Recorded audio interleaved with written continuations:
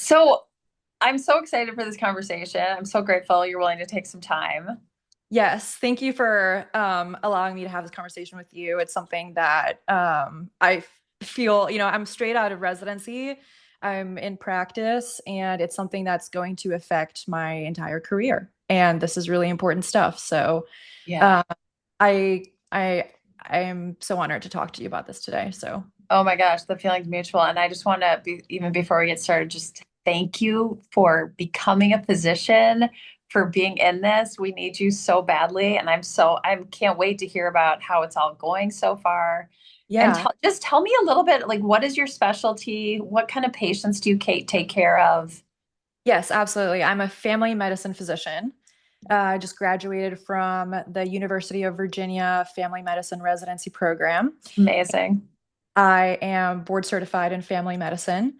And in October, I am sitting for the obesity medicine board exam so that I'll be double board certified. Wow. Uh, So impressive. That's so cool. yeah, given that I think, almost every annual visit that I have, it's like a handle on the door kind of conversation is how do I lose weight? And there's an obesity epidemic in the US, with over 42% of our population having obesity. And so it almost felt like a call to action to be board certified in this if you're going to be in primary care.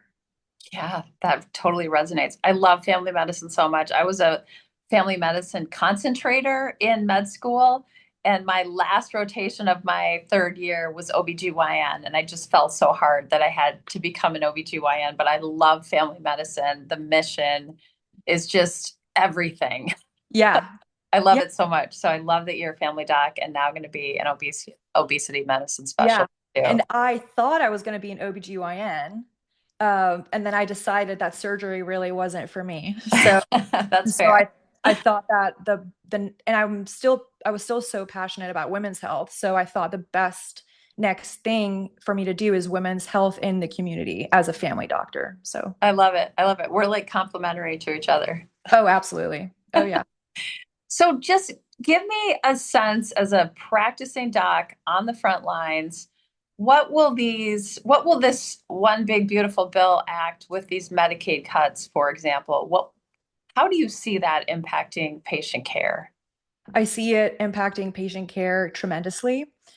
The ability for patients to see me is dependent on their health insurance access. For physicians to see patients, they need to be reimbursed for practices to even stay open. And with a $1 trillion cut to Medicaid that will play out over the next decade, patients are inevitably going to lose access to see me, a preventive and primary care doctor, alongside my colleagues, the thousands of family doctors that exist in the US. A lot of our patients depend on Medicaid to even see primary care. And one of the things I've been talking a lot about too, because I take care of a lot of Medicaid patients too, it's called medical assistance in Minnesota. So sometimes it can get confusing because states across the country have different names for Medicaid. But that this is an all of us problem. Even Yep. if you don't yourself get your insurance through Medicaid, no one in your family does. This is going to limit access to health care for everyone because Yeah. hospitals are going to close, clinics are going to close.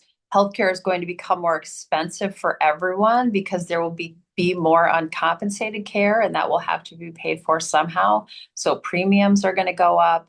It's really the ripple effect of this bill on our healthcare system is is quite devastating and pretty overwhelming. And I think that as it gets unrolled, as people sort of dig into the meat of this bill and learn more about it, I think people are pretty surprised because they've been being told that it's not a cut to Medicaid, right? That it's Yeah. fraud, waste, and abuse, and it's, making sure that able-bodied people are actually working so that they earn, I guess, access to health care. But you and I know the truth about that work requirement. Can you just speak to that a little bit? Yes. And there are so many other things that you said that I also want to go back and touch on, but Yeah. definitely the work requirement. So, you and I, as physicians, we know that disease doesn't stop for paperwork. And putting in an 80-hour work requirement per month is increasing administrative burden and It's decreasing access to care for people who are currently going through life-changing events, such as rehabilitating from trauma, suffering from severe complications from chronic disease, taking care, being a caregiver of a family member who otherwise doesn't have any support. And now we're going to have to prove that patients are working and clocking in 80 hours a week in order to receive what is their basic right, which is healthcare. And so just the idea that you have to work in order to have healthcare in this country is a fallacy for me. I don't think that your ability to work should have anything to do with your ability to go to the hospital and get taken care of or going to your primary care doctor to get preventive care. And this is going to have a ripple effect, just like you said, because people, I don't think, understand what Medicaid and Medicare are. It's not just personal insurance for people who are poor. That's the general idea of what people think it is. And Medicare, of course, is 65 and up. But Medicaid is actually a budget that has proportions from federal money and state money. And that money goes to funding hospitals. It's not just on an individual level. It's on the hospital level as well. And when patients can't come see me in primary care clinic because Medicaid won't reimburse me seeing them, they're going to be living at home with chronic disease that worsens and worsens until they have complications, where they're going to inevitably end up in the emergency room and put a lot of strain on that system, on a hospital who doesn't even have Medicaid funding to take care of all of their patients. And so somebody is going to have to eat these costs. And I don't think that it's going to be hospitals at first or insurance companies at first. If anything, I think they're going to be redistributing that cost onto all of us. And just like you said, premiums and deductibles are going to increase for all of us. And I think the whole work requirement thing, first of all, most people who get their health insurance through Medicaid are working.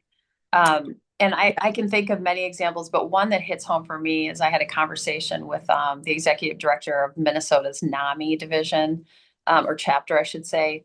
And she was talking about, the people who are for this bill talk a lot about a young, able-bodied man sitting on a couch in the basement playing video games, and I guess collecting Medicaid checks. First of all, people don't get Medicaid checks. You either get health care or you don't. And the way Yeah, they're going to save $1 trillion is by not giving people the health care that they need. So yeah, by definition, they are cutting Medicaid if they are counting $1 trillion of savings. yeah, But the NAMI executive director reminded me of, for example, young men with a recent severe mental illness diagnosis who is unable to work. It has, I guess, is able-bodied and that they are physically intact, but they are not able to work. So they need access to healthcare to stabilize their mental illness so that they then possibly can go on to work. So exactly. the backwards reasoning around this is really misleading to the American people because it doesn't reflect what's actually happening on the ground. I totally agree with that. I think there is a lot of fear mongering going on in order to get people on board. You know, this bill has already passed now, but I think before that's what they were doing as well, was selling a false promise that this was going to be something good for the American people, when in fact it is the complete opposite. And the irony is that a lot of our service members who come back from the military have complex psychological disorders, such as complex PTSD, and they rely on Medicaid as Yeah. well. And Yeah. and Medicaid is not going to be covering behavioral health, and they're not going to be covering psychiatric and primary care. And so we are abandoning our Americans on multiple levels.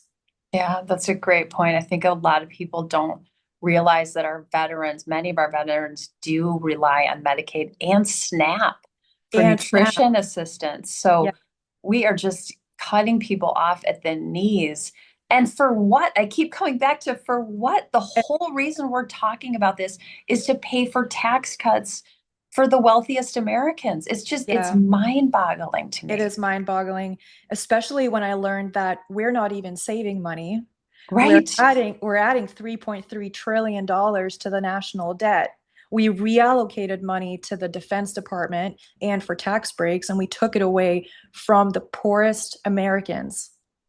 It's the largest single transfer of wealth in the history of our country from the Yeah. poorest to the richest. It's wild. Oh my gosh, there are so many things I want to talk to you about, but Yeah. I do want to ask, since you do specialize in women's health care, Yes. what will all of this mean for women's health care? Oh boy, yeah. So there's already a lack of access and a lack of education about women's health care and a lack of research in women's health as well. And instead of making steps forward, doing progress when it comes to women's access to health on the community level, such as Seeing Me, for example, we're taking steps back. How are women supposed to come and access birth control and be in charge of their reproductive health? How are women who have acute concerns supposed to come see me for something like a breast lump? Is Our insurance companies, are they going to be covering mammograms if patients are on Medicaid? Routine preventive health screenings, what's going to happen to that? So there's a lot of questions up in the air for how this is all going to pan out. And I think that's why there's also a lot of fear. Yeah, yeah, I think that's right.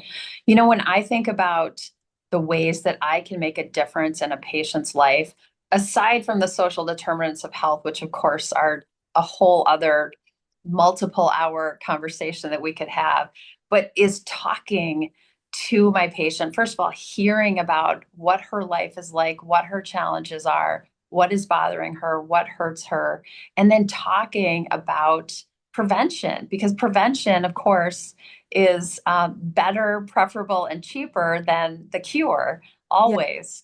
So, in what ways will this create barriers to those important conversations about prevention to really empower people to have the information they need to live their best, healthiest lives? Well, when they don't have, I think the root of prevention is education and counseling. And that is a large part of my job as a family doctor is health education. And so in order for me to do that, I have to have a point of contact with people. And whether we do that at an academic level or we do it at a community level, if patients can't come see me and there's a fear of even interacting with the healthcare system just because of how expensive it is, we can't practice prevention. We have a chronic disease epidemic in the United States, and we are preventing preventive medical and health education by limiting Medicaid to the people who actually need it the most. And that also brings in how there's no formal curriculum on the public school level to talk about women's health or men's health or preventive health either. And so those kids grow into adults who have even limited access to healthcare. And so I really see this being a terrible, you know, just forward cycle. And I think that there's going to be a noticeable shift in health disparities moving forward. And speaking of prevention, pulls me, into how HR1 takes away the ACA era protection for pre-existing conditions as well. There's no more protection for pre-existing conditions, and that is scary to me because we are in the middle of a chronic disease epidemic in the United States.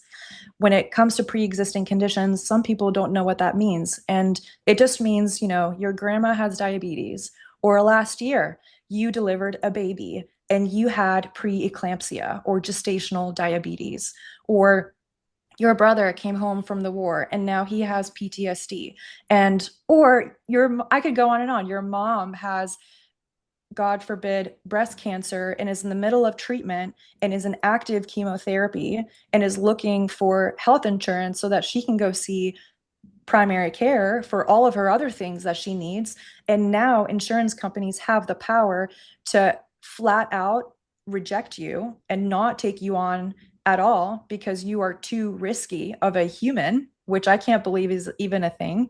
And they can indiscriminately decide, uh, based on the individual, who has to pay more. And so it's not the standard fee that's equal across people. It's they're going to arbitrarily increase your premium and your deductibles because you are a riskier individual to them. And that is inhumane, in my opinion, and a complete loss of medical ethics. Yeah, it's immoral. I agree with you. It's immoral. And speaking of primary care, we already have a shortage of primary care docs, and that Yeah. is only projected to accelerate. And this bill discourages people from wanting to become primary care docs Oh, because, as far as I can tell, we only want people with inherited wealth or something to become doctors because yeah. this is a very expensive education. Oh, Can you yes. can you talk at all about how this bill will impact people's ability to go to medical school? Absolutely. And especially specializing in primary care and family medicine, we had 800 family medicine residency spots go unfilled last year because there is no incentive to go into primary care. And when I'm having candid conversations with medical students, it is hard to convince them to go into primary care, especially now. And I'll tell you why. So, it's really expensive to go to medical school. First, you have to go to an undergraduate degree, get an undergraduate degree in the US at a college, which could cost you around $100,000 or more. Then you have to go to medical school, which alone will cost you in state. Mine was $280,000.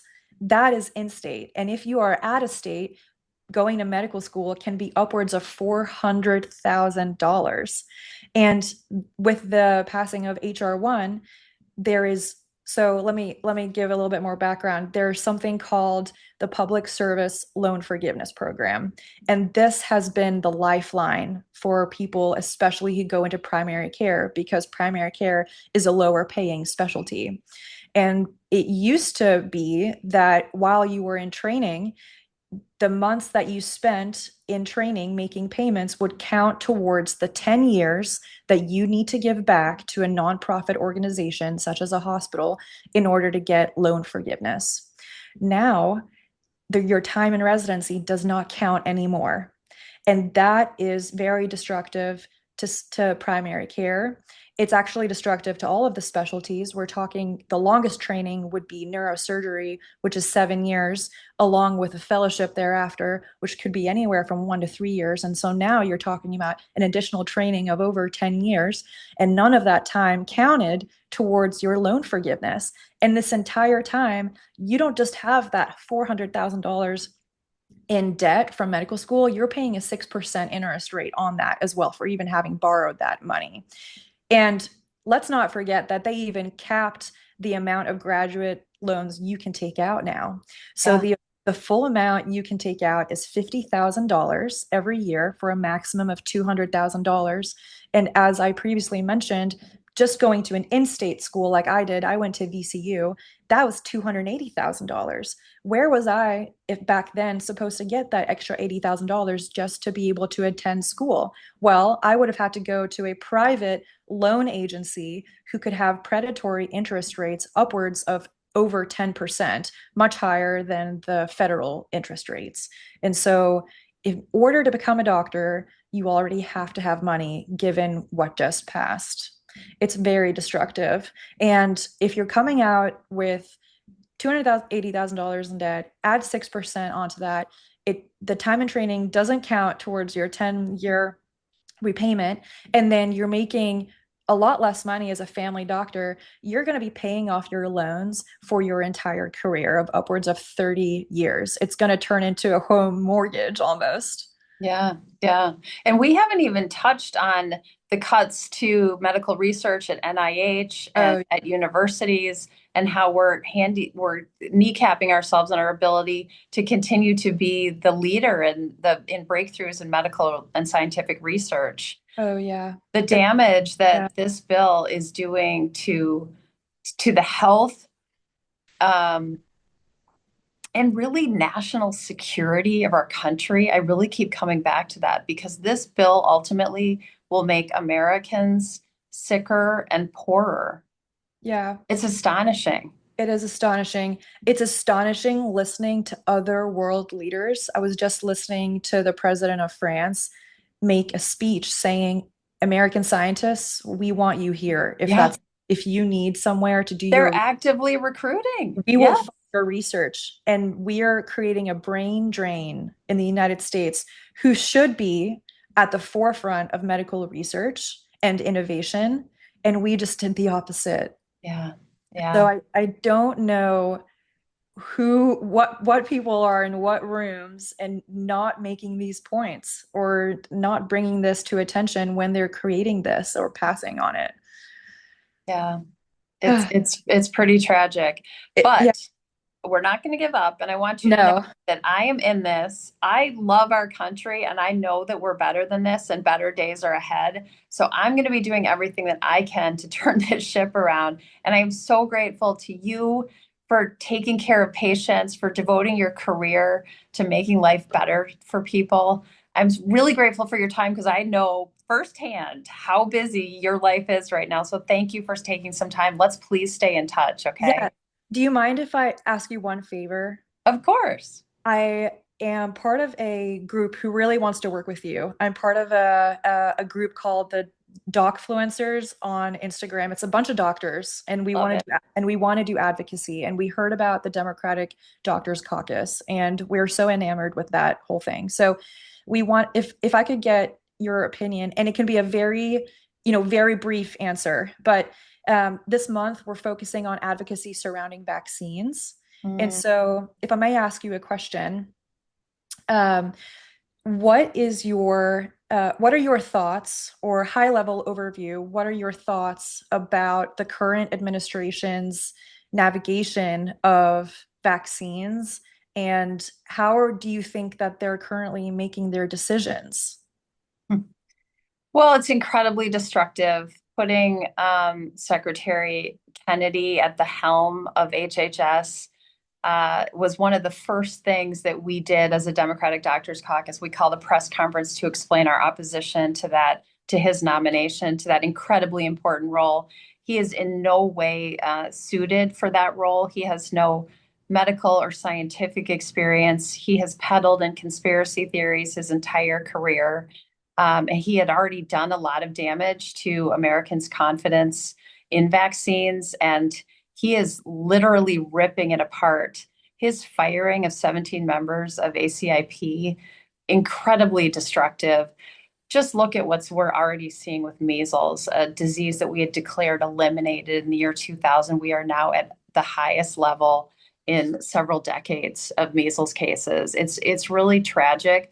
Immunizations are arguably the greatest public health achievement of the last century, and we are dismantling all of that work. We are making kids and families less safe. We are going to see a resurgence of diseases that many physicians have never seen over the course of their careers Yeah. because vaccines had been so effective in preventing them. Yeah. Um, you probably are familiar with Dr. Michael Osterholm. He's a University of Minnesota epidemiologist, and he was really a really important voice during the COVID epidemic. And he is putting together kind of a parallel vaccine agency. Oh, And wow. he's going to come address the Democratic Doctors Caucus as we help to figure out ways to message, to get good information out to the American people so that they can make good informed decisions for their kids, themselves, and their families.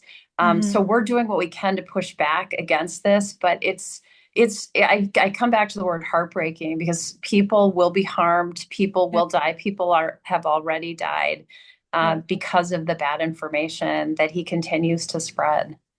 Absolutely. Couldn't agree more. Thank you so much for your thoughtful answer. Oh, thanks so much for your time, and let's talk again, okay? Absolutely. I would love that. Thank you so much. Wonderful. Thank you so much. Take good care.